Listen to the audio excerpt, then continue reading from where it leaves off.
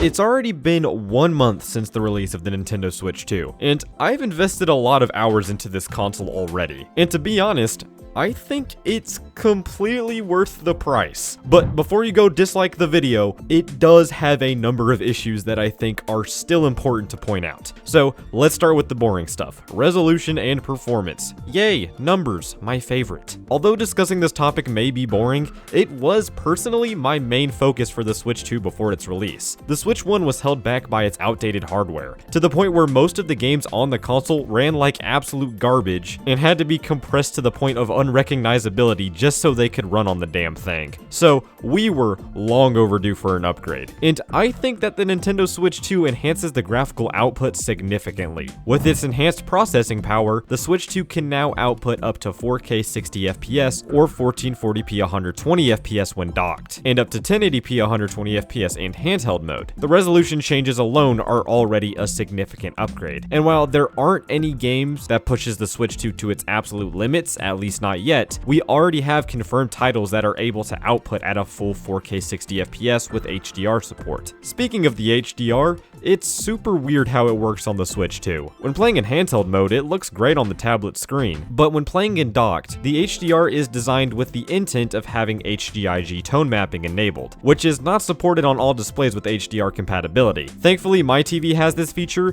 but even when it's enabled, footage from my capture card still looks way too bright. So if you don't have a TV with HDIG, or if you are a creator like me who needs to capture high quality gameplay, then I would recommend disabling HDR for the time being, until Nintendo alleviates some of these issues in a future patch. The tablet is equipped with a new kickstand that offers a variety of viewing angles, and it is much more sturdy than that shitty twig that was on the Switch 1. It also has 2 USB-C ports, so you can charge the console while playing in tabletop mode. And while I personally haven't had the need to take advantage of this just yet, the console's battery life is not that great. I haven't experienced a scenario in which the battery life was drained completely, but when playing more demanding games in handheld mode, expect no more than 2 hours on a full charge. Yeah, that's not very good. The console itself has an LCD screen, which is not as good as the Switch OLED screen, but I think that the enhanced resolution and HDR support make up for it. The screen is also way bigger than the original console, and if I'm being completely honest, it's a little too big. For a console like this, I feel like portability is a crucial aspect, and this thing is big. But on top of that, it's also very weighty and is not well supported by the new magnetic Joy-Cons. The Joy-Cons are my main complaint with the Switch 2. They attach magnetically, which I was a bit skeptical of at first, but they do provide a strong and sturdy connection to the console. I'm lying. Yeah, I mean, it's a lot more sturdy than I was initially expecting,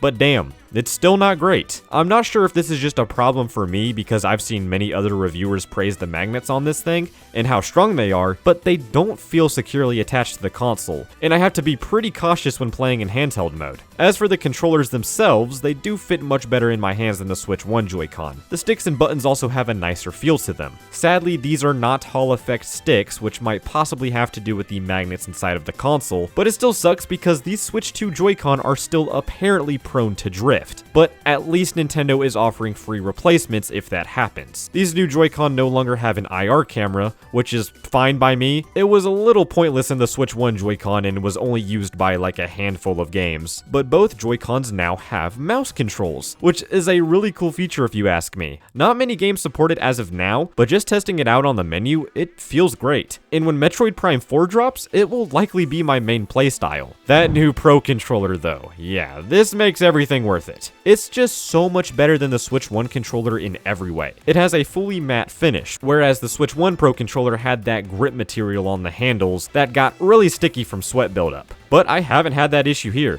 There are also 2 remappable buttons on the back of the handles, which are very useful when playing games like Zelda. The audio jack is also a nice feature, and it pairs nicely with the C button. Okay, let's talk about the C button. One of the biggest mysteries during the pre-launch phase of the Switch 2. This little button set off so much speculation on what it could be used for. But it's just a button to open game chat.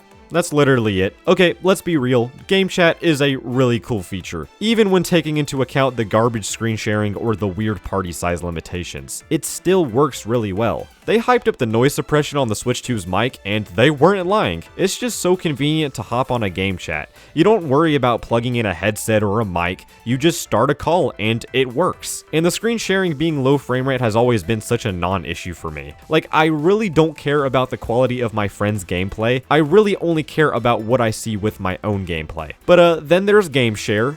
It doesn't work that well. For the host, it's obviously fine, but for the people who are having the game streamed to their console, it's terrible at times. You thought playing online normally was bad, just you wait until you hop on game share. If you don't have high internet speeds, just don't even bother with this. It doesn't work. Starting March of next year, game chat is going to be a Nintendo Switch Online exclusive feature, which does really suck. Like, you have this whole ass button on your controller that serves no purpose unless if you buy a subscription. But don't worry, that Switch Online Plus expansion pack bundle also has GameCube games now, so you might as well. It's just like the other Switch Online libraries, input delay and all. It's not terrible though, and it's nice knowing I can just pop this on and play, the 3 games that are currently available. I never understood why they don't just drop it all at once. But of course, there are other games to play besides the GameCube ones. Well, there's one. Yeah, the first-party lineup for Nintendo is kind of mediocre this time around. The Switch 1's first-party lineup was nothing to write home about, but there was stuff to try out. With Switch 2, your options are the $10 tech demo or the $80 Mario Kart. Obviously, everyone has been playing Mario Kart World because there's nothing else to play, kinda. We also have the Switch 2 editions of Zelda Breath of the Wild and Zelda Tears of the Kingdom,